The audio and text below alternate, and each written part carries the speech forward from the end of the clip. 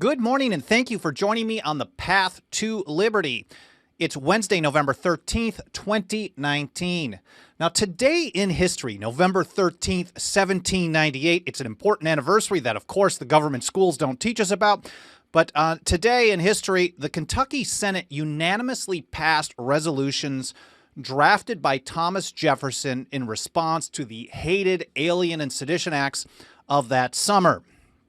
The House passed it 3 days earlier with only, I think, 3 dissenting votes, and then it went to the governor's desk where the governor signed it on November 16th. Now, although Thomas Jefferson didn't create the idea of nullification, he didn't invent this, passage of these resolutions first formalized the principle in the constitutional system. So I want to talk about that history with you guys today. It's very important stuff in my mind, and we'll get to that in just a moment. First of all, my name is Michael Bolden. We broadcast live every Monday, Wednesday, and Friday at 9:30 a.m. Pacific time from here in my home office and studio in downtown Los Angeles for the 10th Amendment Center. We do both a video version and an audio-only podcast edition. The live stream is video through Facebook, YouTube, Periscope, DLive, and Twitch. Hopefully we'll add a couple others to that soon. We also have additional archived versions through Brighteon.com, BitTubers.com, and BitShoot.com. And then all the audio, the podcast editions are Spotify, iTunes, Stitcher, Google, and elsewhere. Find all of the archives to our show. Find all the ways that you can follow the show, all the different channels that we're on, all of our social media channels. Subscribe to our newsletter. Support us through our membership program. Hint, hint, it's $2 a month, and you can help us make a difference. Find all that information over at 10thamendmentcenter.com/path to liberty. Again, 10thamendmentcenter.com/path to liberty. Now, before getting to the show, let's take a quick look over in the live chat. Hello to everyone out there. I appreciate you joining me today. Essential Freedom, ready with my Constitution app on my phone. That's awesome. Hi to Funky Euphemism, Richard Kramer, Clay Davis, Dan Reed. My name is Dan Reed. Good morning. I appreciate you all, whether you're here live or in the archives. I'm very grateful for you spending a little of your time with me today or whenever you happen to be listening or watching the show. So let's talk about this. November 13th, 1798. I think it's important to do just a brief background. There's probably 3 to 4 different episodes that I could make out of all the information in this, but let's get a little brief background. Here from an article by Mike Meharry. Again, I will publish, if I can pull this up on the video, I will put all of these links that I'm referencing in this episode in the show notes at 10thamendmentcenter.com/path to liberty. I usually publish that somewhere between half an hour to an hour after the live show is done in the morning, here, West Coast time, of course. So this article from Mike Meharry, which we actually sent out to our email newsletter over the weekend. So if you haven't subscribed to that, it's 10thamendmentcenter.com/register. I'm sorry for all the plugs, but I feel like I really gotta be good at this and remind you guys that there's things that you can do to help us and help spread the word.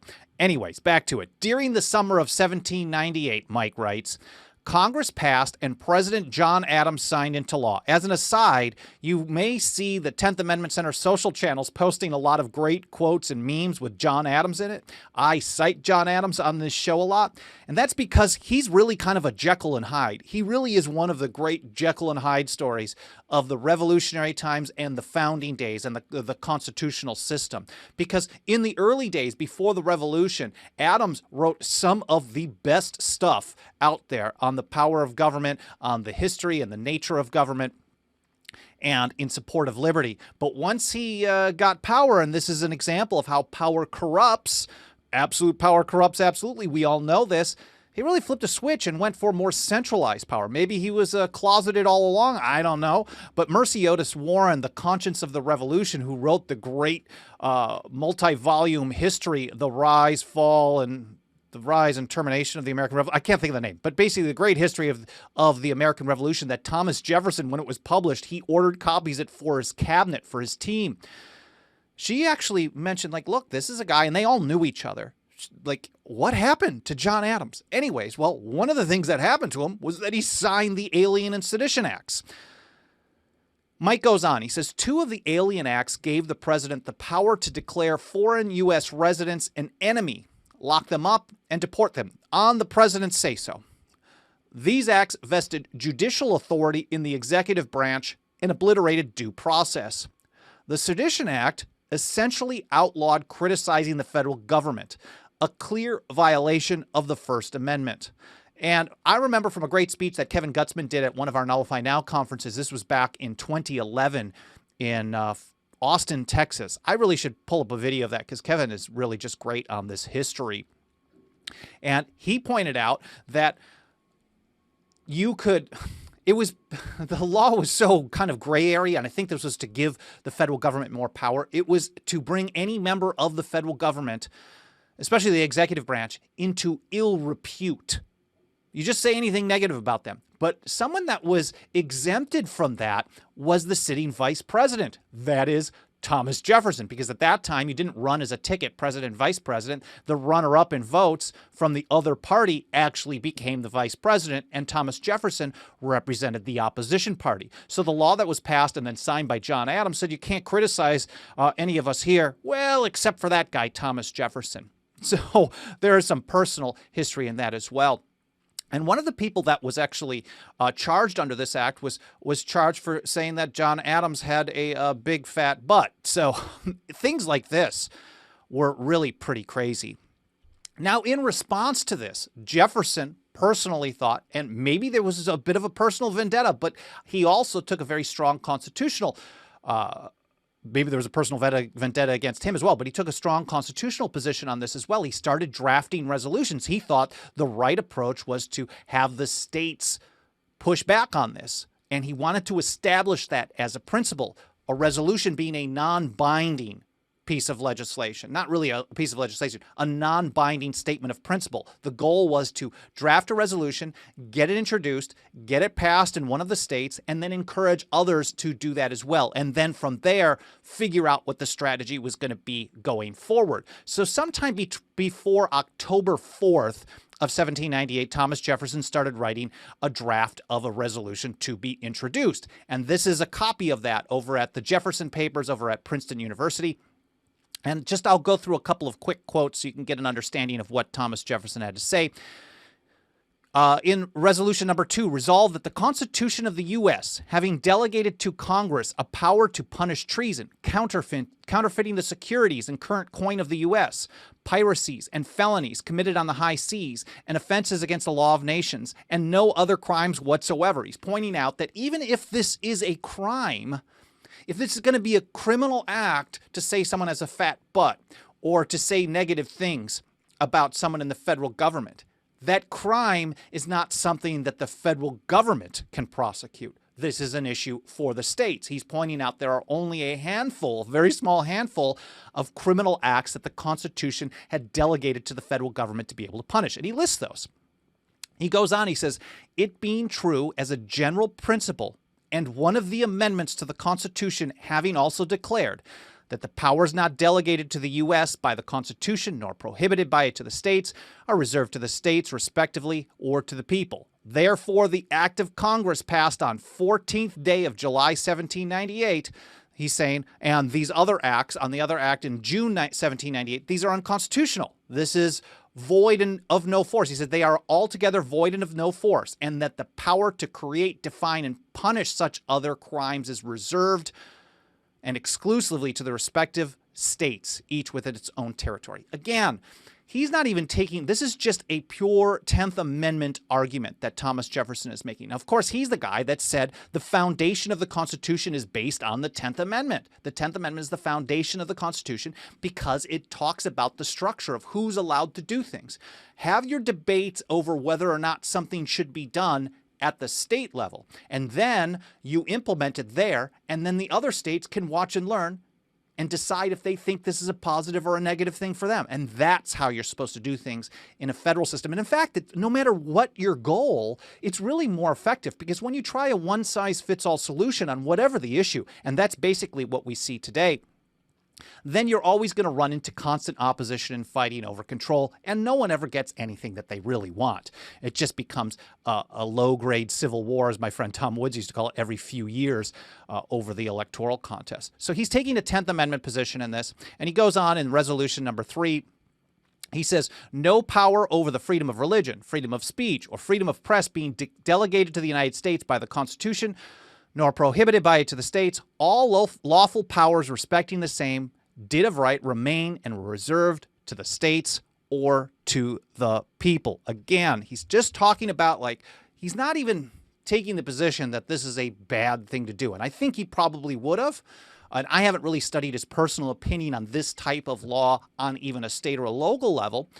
But he's just talking about the structure of the Constitution, because if the federal government does something, it really isn't supposed to be about whether or not you're going to accomplish something, although that's the way most people approach it today. Will this get the result that I want that fits into my conservative or my liberal political viewpoints? And they never think, well, is the federal government even authorized to do this in the first place? And why wasn't it authorized to do that? Again, one-size-fits-all solutions, centralization of power, what the founders called consolidation. The Anti-Federalists were very concerned about consolidation. Tench Cox in Philadelphia or in Pennsylvania talked about consolidation and concerns. So did James Madison in Federalist 45 and 46. So this was a big, big concern about the centralization of power. And Jefferson goes on in this original draft, and this is, I think, again, important stuff. He says, in case of an abuse of delegated power. So he first laid the framework that the federal government is only authorized to do this amount of stuff. No one disagrees with that, at least at that time. They're only authorized to do what's delegated to them in the Constitution. Maybe they claim the same thing today, but they've just expanded the meaning of every clause possible, but who knows? He says, in case of an abuse of the delegated powers, the members of the general government being chosen by the people, a change by the people would be the constitutional remedy. So he's saying, look, if they're just making bad policy choices in powers that were delegated to them, vote the bums out. That's the solution. If you want to talk about voting the bums out, it's just if they follow the Constitution and just implement bad policy. Like, they have the power to declare war. So if they declare war on all kinds of people all the time, they're still within the constitutional structure. They're still within their delegated powers. They're not passing that delegated power to another branch like happens now. You vote them out. That's what Jefferson says. But he's talking about what happens when they start exercising powers that were never delegated to them in the first place. And of course, at a time just a little over a decade after the Constitution was ratified, there wasn't a lot that was happening that was outside the Constitution. There are some significant ones that did, but it wasn't constant. Like today, literally everything they do is outside the delegated powers of the Constitution. So he goes on. He says, what happens? What happens when you do things that are outside the Constitution? He's put it this way. Where powers are assumed which have not been delegated, a nullification of the act is the rightful remedy. He didn't say when they exercise something when they're doing something they're not supposed to do. Obamacare, gun control, mass surveillance, unconstitutional wars. I mean, we can go down the list. Prohibition, just about everything. These are just some big ones. But when they do stuff that was never even delegated to them in the first place, the rightful remedy. He didn't say one of the things that you could do. He didn't say try it later on, follow these steps. He literally just said every time they do this, the rightful remedy is nullification. He goes on. And he says that every state, and James Madison clarified this as well in his famous report of 1800, when they're talking about states, they're not talking about state governments. They're really referring to the constitutional structure of the people of the several states. So the people of each state are sovereign in the American system.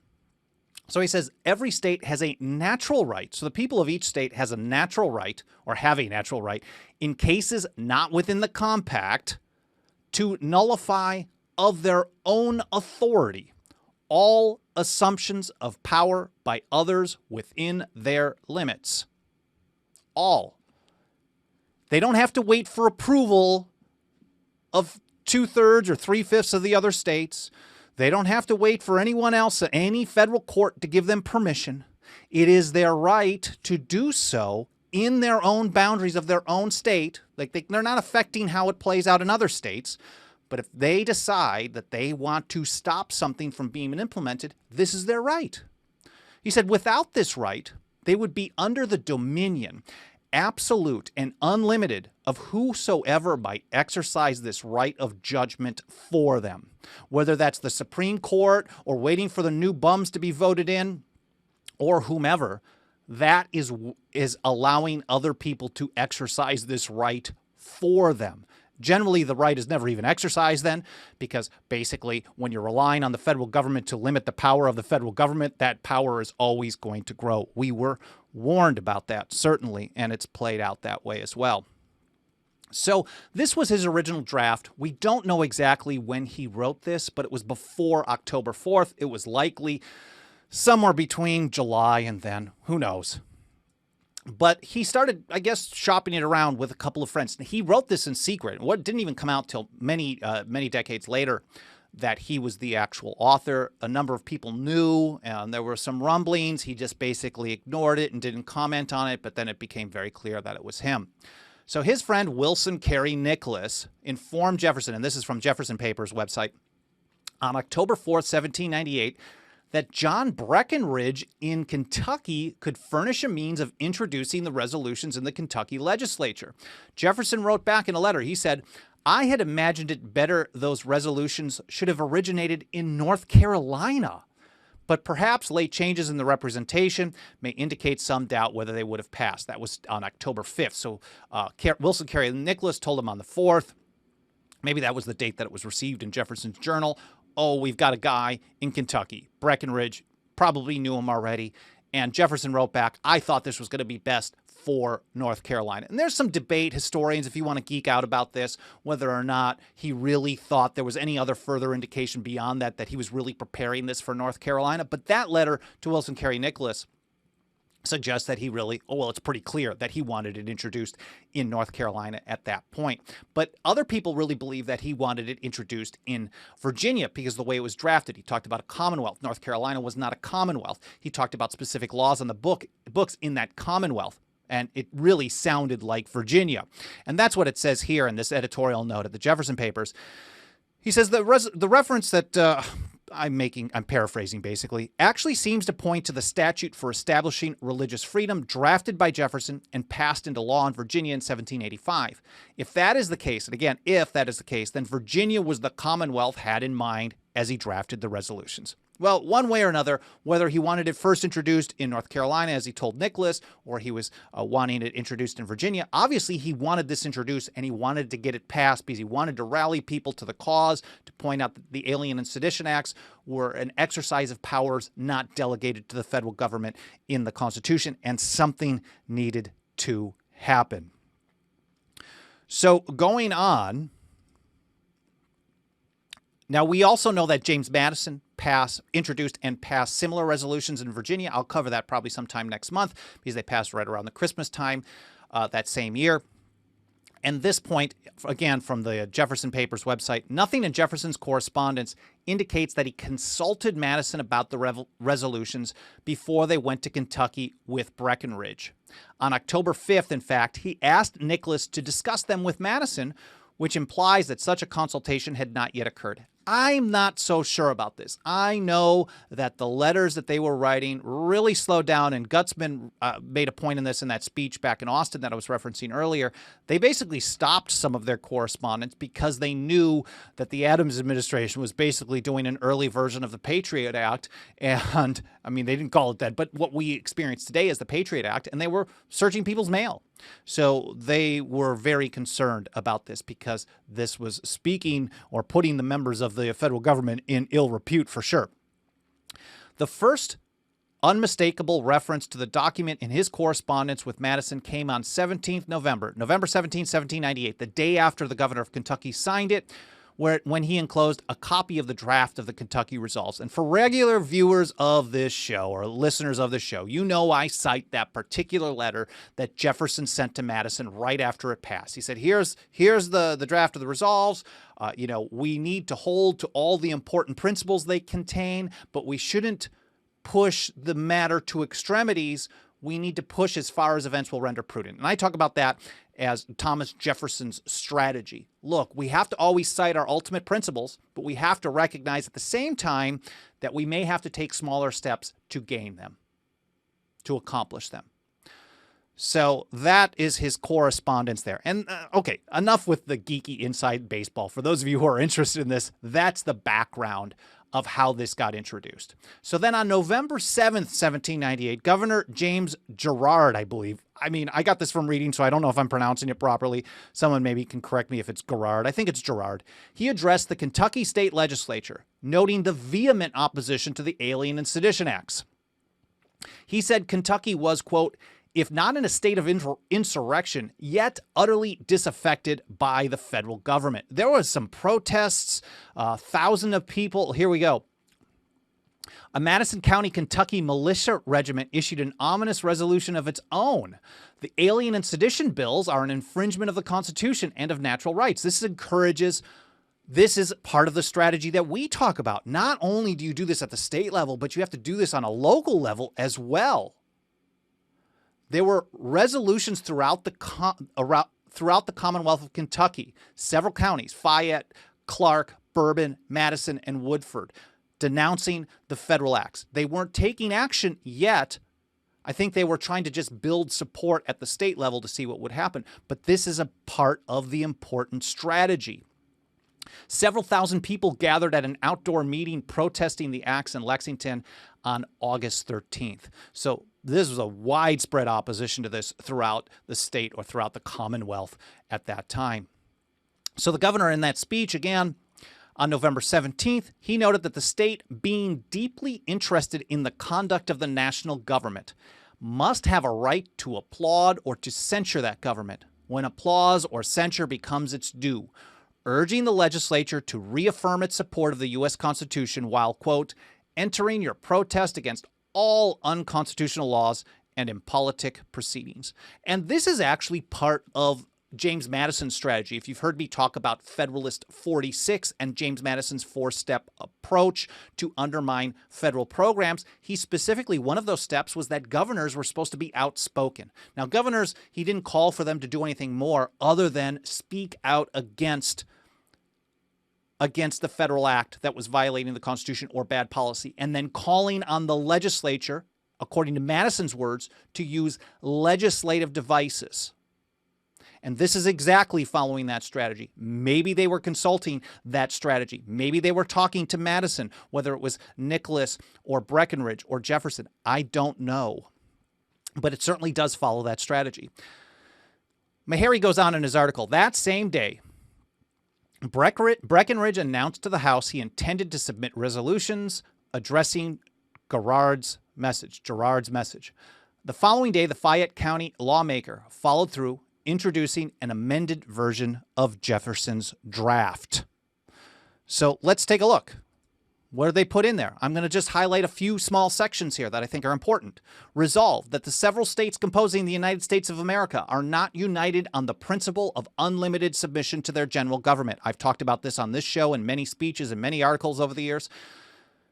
And this is the common understanding of Thomas Jefferson, that the people did not unite. You could get quotes from Richard Henry Lee and many others as well. The people did not unite to have a centralized, consolidated despotism. They instead created this union of states so that a federal government would have limited delegated powers. And he says that as well.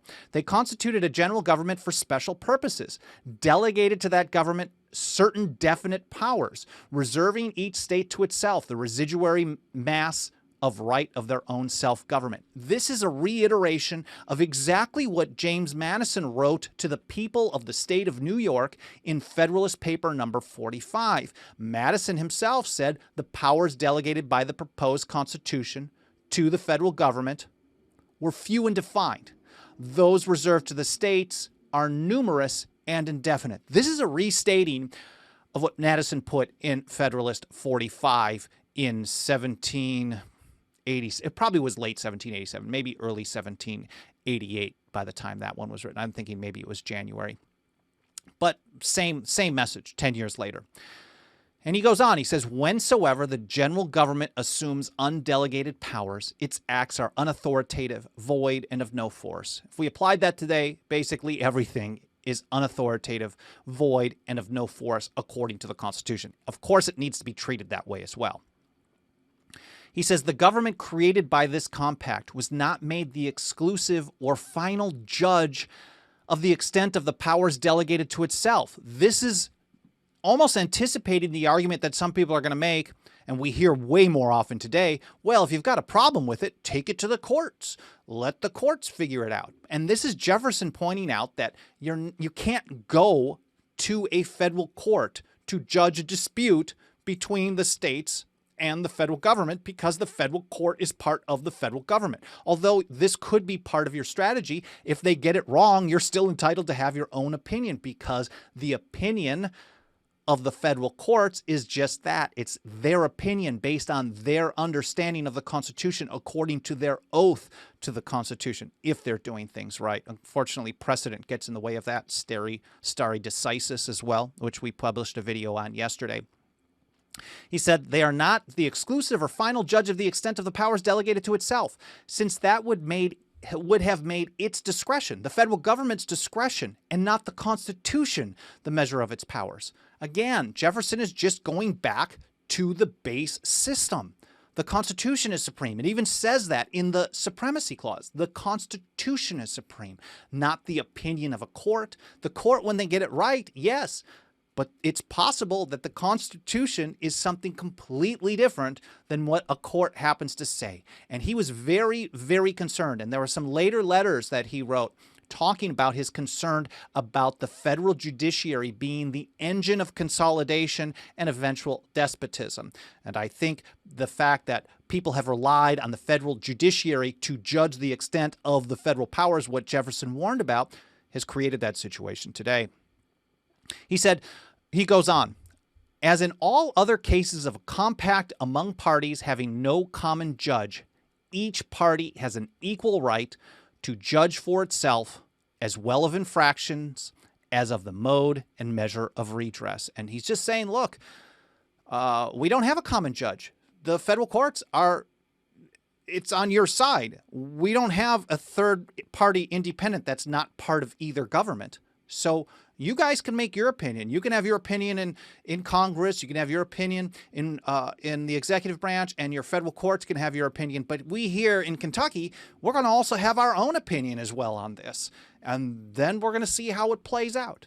And that's what a lot of people would call departmentalism. Everyone is following their oath according to their own understanding. And that's how it's supposed to be in the constitutional system. And then, of course, how to deal with it. What's the mode of redress? So maybe the federal government, one part of the federal government agrees with the state. The federal court sometimes would side with the state and say, well, yes, you're right. And here's your mode of redress. Well, the state may not agree with how the federal government tells the state to deal with the federal government. So they come up with their own mode of redress. And he's addressing all of these potential opposition points.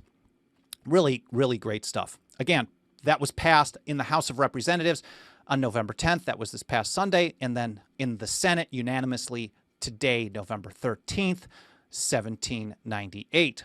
Now, one thing that Mike points out in his article, Mike Meharry, was that Breckinridge actually omitted the word nullification from the actual version. So we know in Jefferson's draft before October 4th, 1798, he said that nullification is the rightful remedy. But Breckinridge removed that exact term. He wanted to moderate the tone of the resolution. And Mike puts it this way: removal of the nullification reference apparently didn't bother Jefferson, and in fact did little to change the fundamental thrust of the resolution. By declaring the Alien and Sedition Acts unconstitutional, null and void, the Kentucky legislature voted on a nullification resolution, even with the actual word omitted. And then he points out that Kentucky followed up with a second resolution. This was, again, we should push as far as events will render prudent. This is Jefferson's strategy. For all we know, he talked about this with Breckinridge. And Breckinridge was like, man, let's tone this down a little bit so people don't freak out. People are starting to arm up. We don't want to get to that point yet. Let's see what happens. Let's declare these unconstitutional and of no force. We'll call on the other states to join us, and then we'll see what happens. They called on the other states. A number of them in Adams' country rejected this. Virginia supported them. And then I believe one other actually issued a resolution in support as well. But then Kentucky followed up with a second resolution, step by step. Again, push as far as events will render prudent. In 1799, they passed another resolution, a follow-up, and they did specifically include the word nullification that Jefferson had included in his original draft. And they put it this way: the several states who form that instrument, the Constitution, being sovereign and independent, have the unquestionable right to judge of its infraction, and that a nullification by those sovereignties of all unauthorized acts done under the color of that instrument is the rightful remedy. Again, using Jefferson's language, that nullification is the rightful remedy to deal with federal acts outside the Constitution. Here's how Meharry summed it up, and I think this was really nice. Jefferson's principles have endured for over 220 years, despite relentless attacks and demagoguery. Americans have appealed to the ideas brilliantly articulated in the Kentucky resolutions to protect free speech, to promote economic justice, to stop military conscription, and to protect the rights of people of color during the fugitive slave era. Jefferson's words leave no doubt. Nullification was the rightful remedy, and it remains so today.